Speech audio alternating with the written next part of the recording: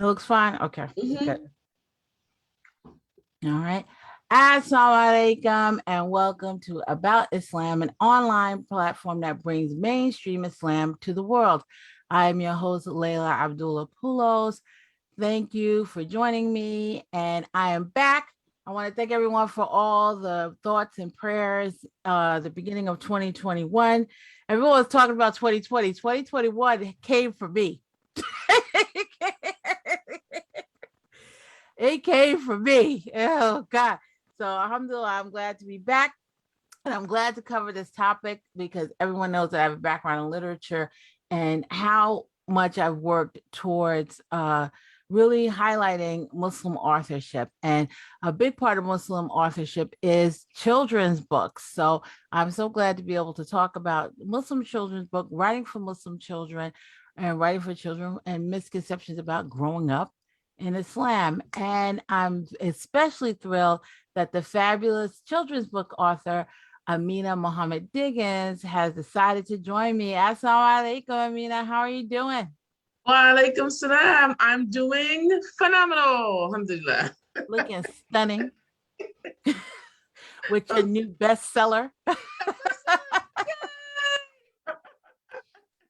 Alhamdulillah. Muhammad-Diggins is from Philadelphia, but now you're in Jersey, right? Yes, yes, And yes. she's written books like Bashira and the Amazing Bean Pie, a wonderful tale that centers African American Muslim culture. I apologize for the printer because I have a whole family of people that I told that I was having a live today, and they did not pay attention. Got But everyone's used to it now because everyone knows I work from home. And now you have a new book out, a bestseller. it. Okay, Yes. Why We Pray, an Mhm. instructional This is why book we that pray. Mhm. has the how-tos and the whys and highlights the importance of prayer for Muslim children. Yes, Congratulations alhamdulillah. on that new book. Thank you, thank you, thank you. Alhamdulillah. It came out on May 5th of this year. Actually May 4th of this year. And alhamdulillah, it's been doing really well. I just heard from my publisher that the hardback version will be coming and on September 28th, inshallah, debuting because they had so much success with the paperback. So I'm excited Awesome. about that. Alhamdulillah. It's going to be hitting the libraries and everything too. So I really think that it's very important. I know that here in the United States, and when it comes to Muslim literature, and it's a range of Muslim literature, children's books, adult fiction, nonfiction, but children's book are corner the market. There are a lot of Muslim children's books out there. Mhm. Okay.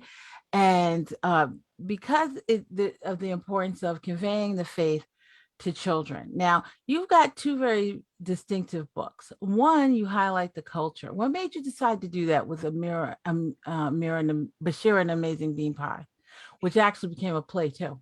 Yes. So I think that the my thought process was that there when I was looking online for children's book that specifically highlighted the African American Muslim experience, I didn't find any.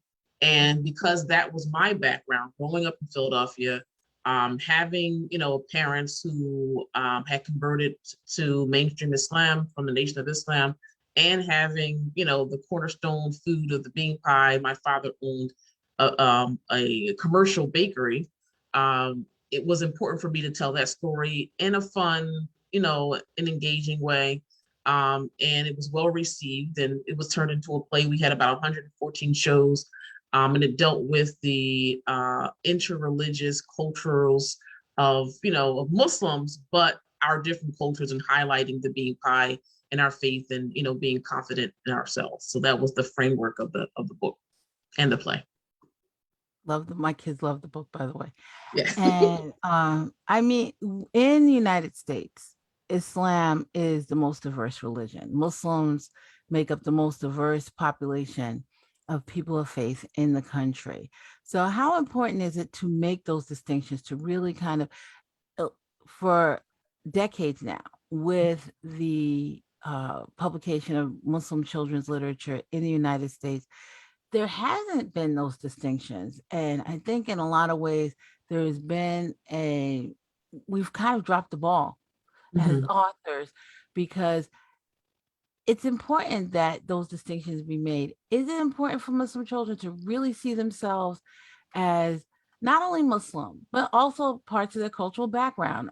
African American Muslims, Nigerian Muslims, Pakistani Muslims. How important is that to make those distinctions in the literature that we write about to and for Muslim children?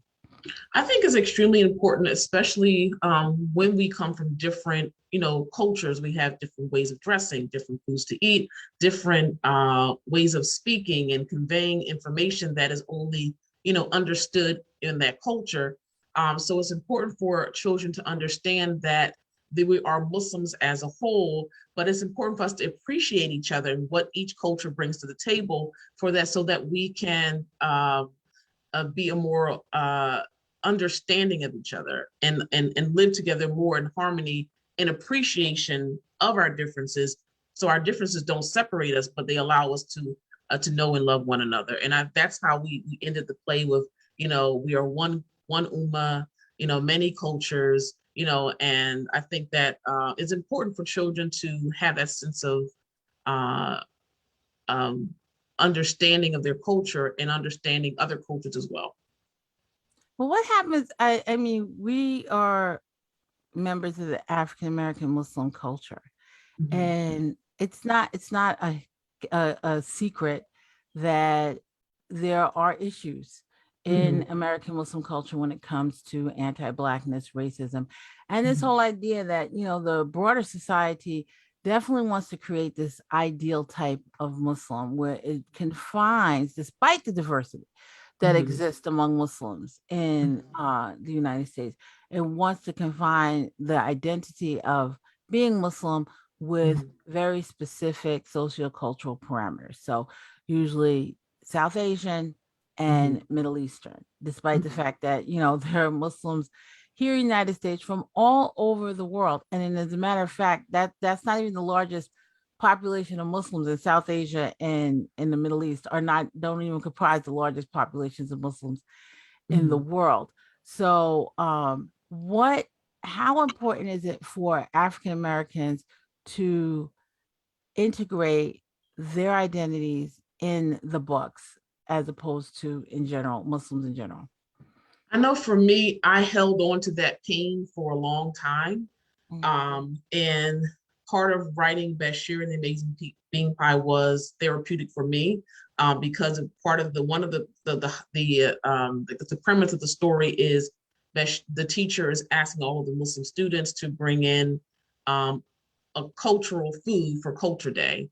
And Bashir decides to make a bean pie. And for me, I held on to that pain of not feeling completely a part of a Muslim community, the pain of, my children not kind of, feeling some being ostracized and stuff like that.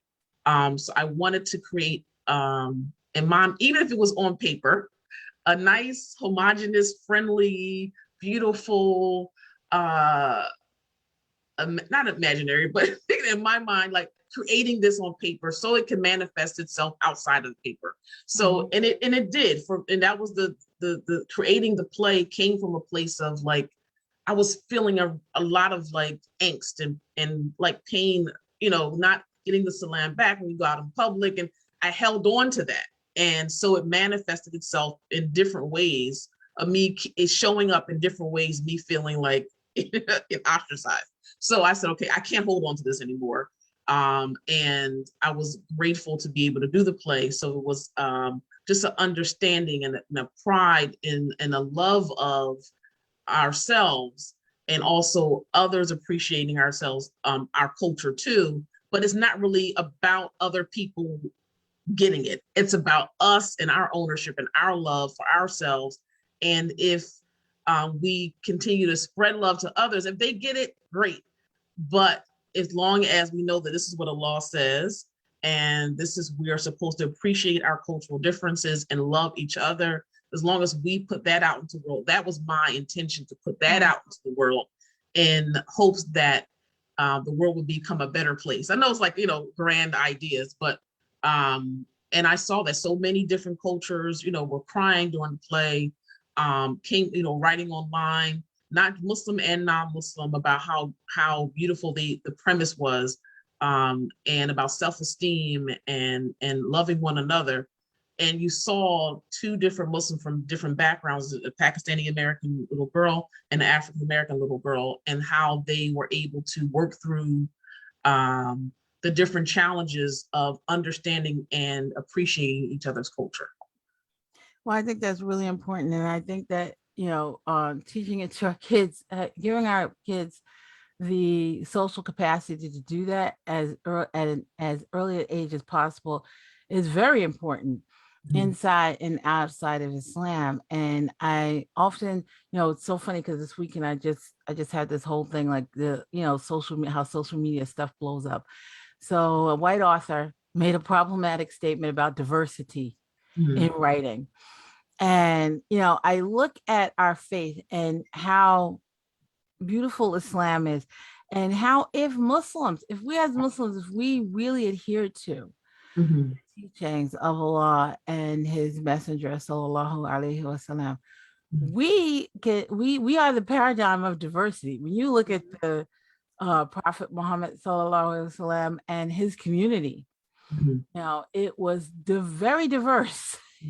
People from all over, people from all kinds of backgrounds and everything, and he was able to serve as an example, deliver his message to all of these people, and create this community. Now, wasn't 100% perfect, because nothing can be. That is the reality of this life. You're not going to have everything perfect, but it was a very diverse community, and I think that we could learn from that, and we could actually be a paradigm for that, especially in a society like ours, where the mutual appreciation of people's cultures and traditions is something that is actually discouraged in a lot of ways, beyond face value, beyond the optics. Yeah. And so I think that's really great. And that's one of the things I like about your book, and also your other book, Why We Pray. Tell me a little bit, tell the About Islam audience a little bit about that, because there's a lot of books about prayer. Okay. What's different about Why We Pray? So this is Why We Pray. Even at it's a book for children. It's a publisher said it was between ages 5 to 7. However, I've gotten a lot of feedback that the book has been used for all ages and adults and people who just became Muslim, because it's more comprehensive than just like a picture book. Even though it does have pictures, it's written in a story to explain why we pray. This is why we pray. This is why we make dua. This is why our connection to Allah should be the way it is, and not just like a pray at Fajr. Pray at this time. Don't give any ownership to children. And I think that's really important when children grow up with the understanding that it is on them to have that connection to Allah, and it's on us as parents to teach them why, and not just an instruction of you wear hijab and do it because I said so, or you do this because I said so. You actually understand a love for Islam and a love for dua and a love for just Islam in general. And it's written as it follows a interracial Muslim family, or they just may be different shades of the same race.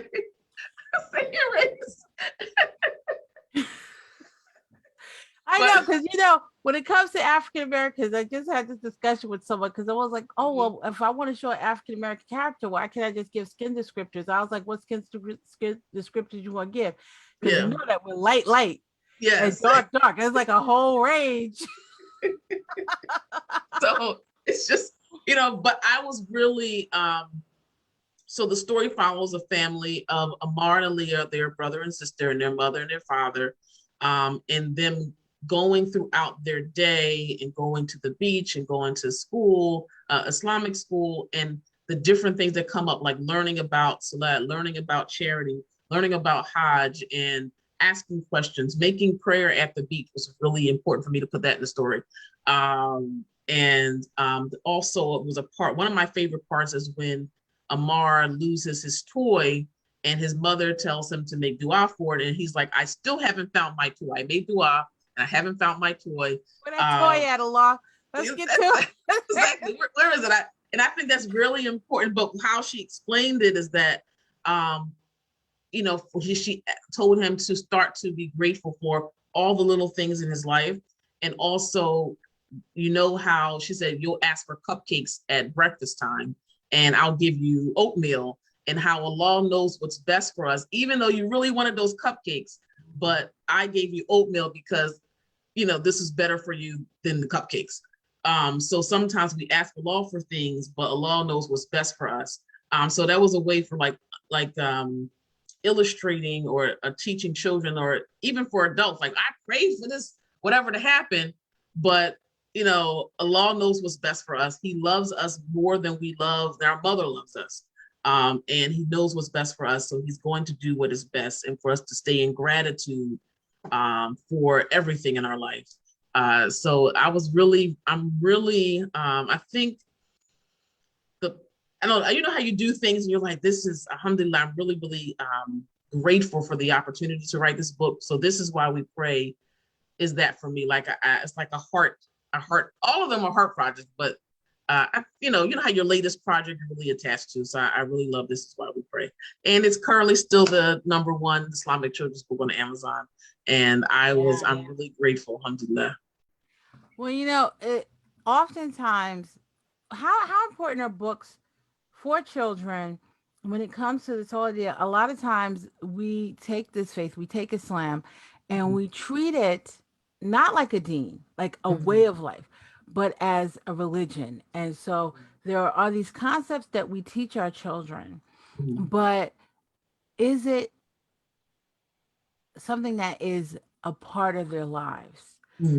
Sense of it's like every single thing that they do, that's one of the unique dynamics about Islam. So what role can children's books play, not just the conceptual, not just teaching the concepts of the faith, Yeah.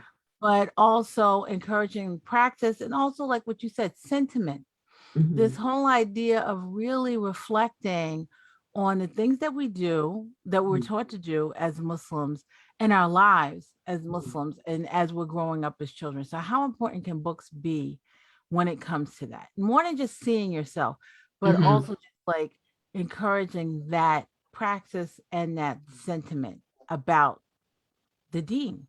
Yeah. And I think, like you said, it's important to weave ideas, being very intentional when you talk about different aspects of life. Like, so the story, This Is Why We Pray, follows a family throughout about 3 days of their life. So you see how Islam is weaved into their lives as not an afterthought. It's a part, it's when they wake up, the little boy is making dua and he goes and they're going to the beach and he's excited. And before they go to the beach, there's a neighbor who's sick and they go bring her food, so, and then they come, so it's important for us to, when we are planning our lives, even as adults, we're like, okay, we're going to surround ourselves with, we're going to make sure that we are intentional when we go about our day. We want to make sure that our prayers are met at this time. We're going to be thinking about, we go to the mall, where could we pray? Could we go to the dressing room to pray? If we're in a non-Muslim country, and just being intentional about our faith and our connection to Allah. I listened to something this morning where it said the most heartache that you can experience in life is losing the connection to Allah.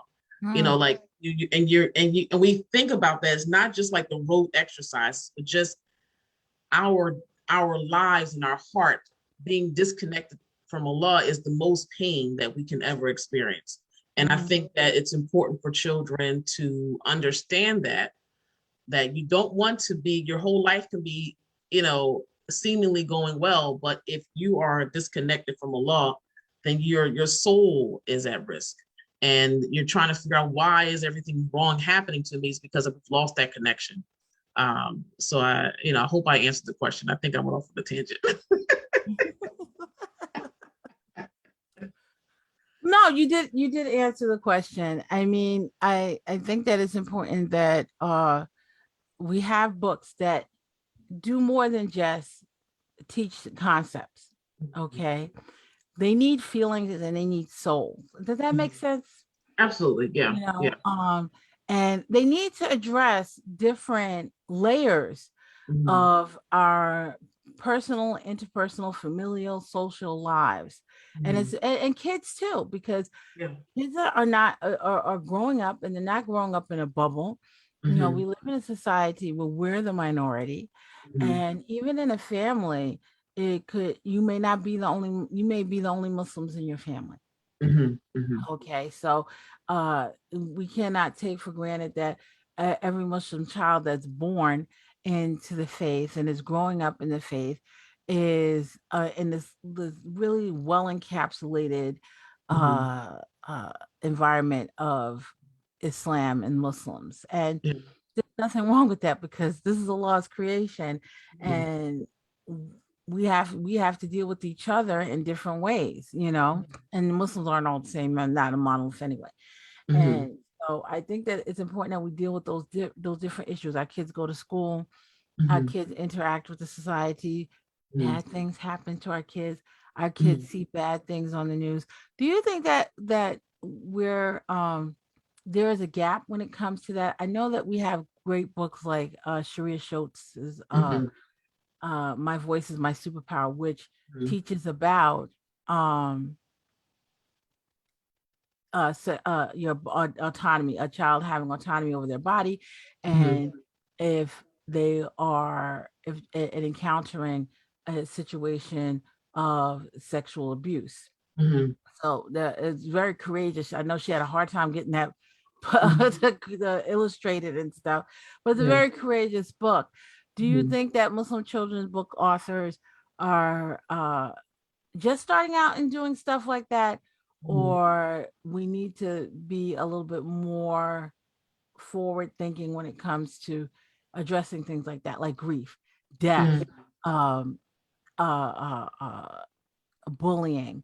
Mhm. And I know there is a book, there's a couple of books about bullying, but are we addressing all those social issues, interpersonal issues, and personal issues? You know, depression, Mhm. you know, are we thinking about that when it comes to our kids? I mean, Yeah. just a few years ago, a young Muslim girl, uh 9, killed Mhm. herself, Yeah. you know. And this is the whole idea that, oh well, you know, well, you're Muslim, that doesn't Mhm. mean that you're not vulnerable to these things, Mhm. or you know, anything like that. And I know that there's been a lot of great work with books about autism, Mhm. and feelings and emotions. Akia Evans just came out with a couple of them, like creating your own voice as a person. Mhm. Do we need to do more? I think there's always room for more, and I think the more authors that enter the space will start to write about topics that are important to them. So I know I said Aria, she wrote a book about autism, A Hen's Hand, and you have Sharia Schultz who wrote My Buddy Speaks, and you know you have different authors that write about things that are important to them, and the more that we people get the courage to write that what things that matter to them and are more courageous with their writing, the more we'll see, you know, more options for our children. I remember I forgot the name of the book, but I remember when my children were little, it was a story about my mom, the ghost, or something like that. Because her mom wore niqab and she was at the Wow. public school, and you know she was, you know, it was you know, trying to get around, you know, trying to figure out how she would navigate people calling the ghost is coming to school, you know. So I think that the more that, you know, authors have their own experiences, and the more we are courageous in talking about those experiences and putting them on paper and getting through the process of getting them, you know, illustrated, I think that, you know, we'll have more options. I know I'm working on you know, illustrating Bashira and the horrible what is it Oh, the terrible, horrible day. terrible, horrible holidays. That deals with Muslim children hating Christmas time because or feeling disenfranchised from the whole holiday season in December because they're like, okay, well, what are we going to do when Eid comes around? We don't really, So having those real feelings and not being afraid to talk about these real conflicts that's really happening instead of saying, oh, I'm just going to let my child celebrate Christmas because it's easier. Okay, let's find out what's going on. What is the real problem? It's not that they really want to do this. They just like the lights and the presents. It's pretty and it's, and they have caroling, and, so, we have to be honest with ourselves and be honest with our children and create those open relationships because it's not just about the books. It's not about, the books on the shelf. It's about how can books impact a child's entire life and a child's entire well-being. Like I remember growing up, I would read Judy Blume and, that was, I would go into and read and I would think, oh, I'm a preteen. And, so I think that the more we have different genres, like more young adult and more teen books and more, that deal with those coming of age type of stories, I think that'd be cool. Yeah. Yeah, I think it would really be cool. And I'm still hoping it would really be nice because I have two preteens. Well, my she's 10. Mm-hmm. So she's going into that preteen stage. And remember the girls' books that they have? Like, oh, this is happening to your body. This is like that type of thing. They need a Muslim version of that. Muslim version of that. Yes, you're right. Okay, Muslim authors. Okay. Yeah. We really do need that. This is a coming of like, this is like, this is what happens and this is what's your, but not a scary way. They have to learn about the grooming. The grooming, everything. Things are happening. Yeah. What's going on, your relationship with their prayer and Quran and everything like that when you get your period and everything. I mean, taking care of your hair. Taking care of your hair. It's like there's so much out there that like within a Muslim context, because it's a deen, it's a way of life. So we have teachings when it comes to every aspect of our life because it impacts our relationship with the law, the things that we do, the way that we're doing things in our everyday lives impacts our relationship with our creator. And we don't want that disconnect, like you mentioned. So I've just always been, ever since my oldest hit that age, I just was like, oh my God, I wish that this was in a Muslim context, because it's like I got this book over here and I got this book over here and this book over here. Can a Muslim author just kind of bring all that together? Yeah, and I think that we can get like a I don't know, a Muslim pediatrician or somebody that can speak on like the health aspects of it. It's like, this age and this is what happens, and write it in a matter of fact, but still a jovial, friendly way. That would be cool. And especially since, like, as a young girl, like there's a major shift socially that you undergo from a Muslim young girl to a Muslim woman. Like there are certain things that you're able to do as a young girl that you're not able to do, that you don't necessarily want to do as young woman. You're not navigating the society the same way. And so I just really need like a book. Yeah. Hopefully it'll be, hope someone will hear this and say, huh. I hope someone hears it and they decide. They say, okay, let me get started on this 2-year process. I write adult fiction. It's like you and Halima de Oliveira. Do y'all put together and everybody's just like go and I already got the list. Halima de Oliveira and Jawaria. Y'all get it together. Put together. We take chapter by chapter. Like we that is something that is really, really nice. And I think young boys too. I think that needs to be a book for boys as well. I think that because there's the way that the faith is infused in boys' everyday lives, and they're making those shifts too.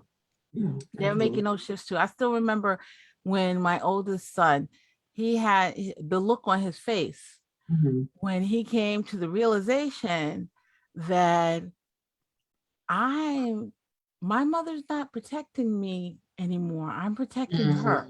Yeah. Yep. Yep. And I I was was, humility they, on but his they take ownership of it. Like, oh my gosh, yeah. Mom, why are you outside at night weeding the grass? I was like, because listen, you cannot just go inside the house. And I'm like, there's nobody out here. I'm gonna be fine. No. Please, just you're stressing me out. Just go back inside the house. Go back. This is not good. This is not a good thing, Mom. Don't do this right now.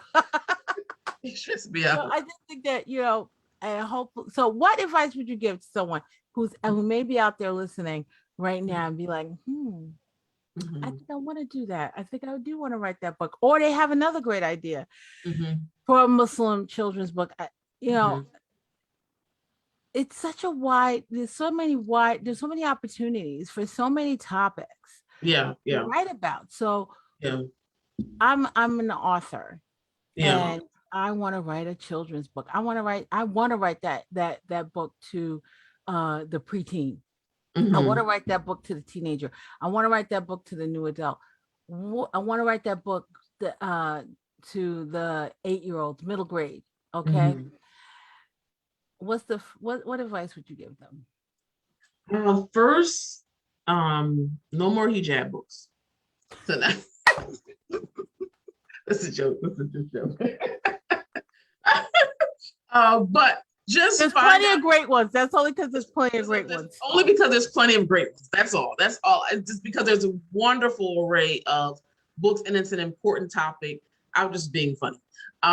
Just look out and see what's not available, and what you could talk to different moms, or even within yourself. Everything starts with what you personally feel would be a really good contribution. Not just, I wouldn't just I would sell a whole lot if I just make it about bullying, or I would sell a whole lot if I talked about, a girl wanting to move away from, you have all those things that kind of take off her hijab because she's in love with the job. Like we don't get liberated by removing her hijab. Yeah, we don't need any more mainstreamed, we don't need any more of that. We need things that are going to be a contribution to our faith, inshallah. So, start thinking about what's missing, what you would like to contribute, what you would like to see for, children in your community or whatever it is, and just start writing. Go through by chapter and just start writing. Reach out to other authors, and just the first step is to just put it on paper. Just start writing about it. And then ask Allah for help and guidance. So that would be my. That brings up another question, and that is this: there is a thirst in the broader society, in the mainstream, for books about Muslim children, and those often take. It's been my experience when I read a book that has been published by a publisher, a major publisher, a Muslim publisher, and an indie author. Okay, you need all three because they are very, very different things are manifesting that feed into the culture, and that's important to the culture. The indie author is just as important, if not more so, than the author that is getting traditionally published or the small press publisher. And because you have an opportunity to have more variety, because when you're talking about traditional publication, oftentimes those books are going to be very specific, because those traditional publishers are looking at sales more than they are content, or more than what is it that the ummah needs. Okay, whereas the Muslim press and the Muslim indie author have an opportunity to really focus on that if they want to. They can really focus on, well, this is the topic that the ummah needs, and this is what I want to write about, or at least this is what my community needs, or at least this is what my children need, and I think other Muslim children may need it too. So I'm going to write it. So I mean, when you look at authors like you, all right, and Bashira and Amazing Bean Pie, when you look at My Voice is My Superpower, when you look at Not Without My Hijab, when you look at Hen's Hands, Mhm. Okay. These are authors that said, this is what I need and what my Uma needs. And so Mhm. I'm going to deliver this. You purposeful about not only the inclusion, but also highlighting something, like you wanted African American Muslim children to see their Mhm. culture, how fabulous their culture Mhm. is. Mhm. And so how do you kind of balance that as an author? Because you've done publishing, you've got a publisher and you've done it Mhm. indie. All right. And you've got two amazing books. Okay. And Mhm. I can't wait for the Bashira and the holiday one. That is a great story. How does that author decide what it is they want to deliver Mhm. based on that? Because you have am I speaking to the broader society? Because we do need Muslim authors that are doing that are creating works for that. Or Mhm. am I speaking to my fellow Muslims Mhm. and to Muslim children in particular, Mhm. because they have certain needs Yeah. that are not necessarily the same Mhm. as what the broader society is looking. The broader society is looking for, well, let's get to know a little bit more about Muslim children. Yeah. And Muslim children need books that, you know, they can connect with because Mhm. they're living this life. Yeah. And I So how think I was really grateful to have the editor for This Is Why We Pray was Muslim. And we were talking, we were writing the book. It was very clear that they wanted a book that was specifically geared toward or marketed towards Muslim families and Muslim children. That was the intent. It was, and when you read some of the reviews, and we got like 4-star reviews, oh, I don't really get it because I'm not Muslim, and this should have been more better because if it were better, it would be better if it did something like and this. have all the Muslim words in it. Yes, exactly. So even though it has a full extensive, it has a 3 or 4 You can page have all the glossaries you want. glossary in the It's still, back. It's like a 10-page glossary. I But go through the same thing. You can have all the glossaries you want. If you're speaking to Muslims in your mhm, in your text, you need mhm, that. You want that jargon because we yeah, use it every day, and mhm, and and there'll be people who don't like that. yeah. But it was very clear that in the marketing and in the production and the writing of the book, this book is for Muslim children to fill a need and a void for Muslim children. And I was grateful to be able to, to do that. Of course, when you're writing, I was happy with everything. I was really pleased with like the illustrations. They chose a Muslim illustrator. And I was just completely pleased with the entire production of it. But I know that a lot of people, may do traditional publishing or publishing or small print publishing and, not have that same experience where they're directed to do with something different than what they had in mind. But there are a lot of great books, like Your Name is a Song is really, even if it's not specifically geared towards Muslims, our names, can be, typically harder to pronounce depending on who you ask. Oh yeah. Depending on who you ask. So that was a great contribution to the world. And Abdul's story, it deals with a Muslim family and them trying to find. I forgot the premise of the book, but it's geared towards Muslim boys. So I'm grateful for both. We need both. Yeah. But you're right. Sometimes traditional publishers they have something in mind, and you gotta stick with what they ask for. Well, I just know that like working with Muslim authors, when you go the route of a publisher, Mhm.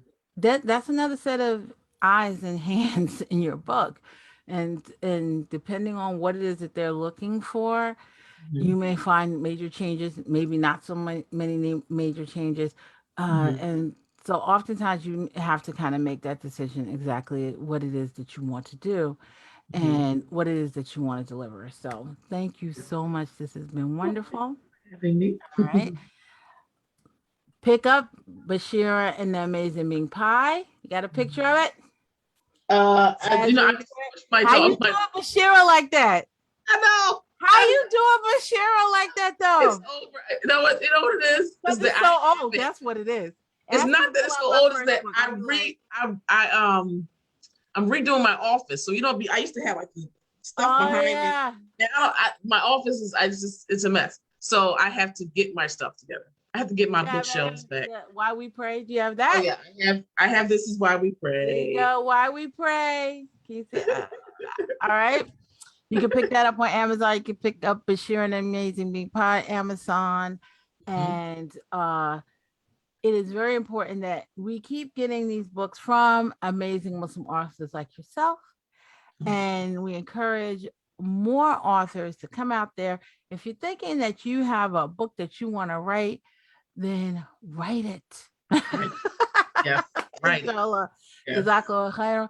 Do not forget to visit us at www.aboutislam.net. You can also catch us on social media about Islam. We're on Twitter, Facebook, Instagram. Okay.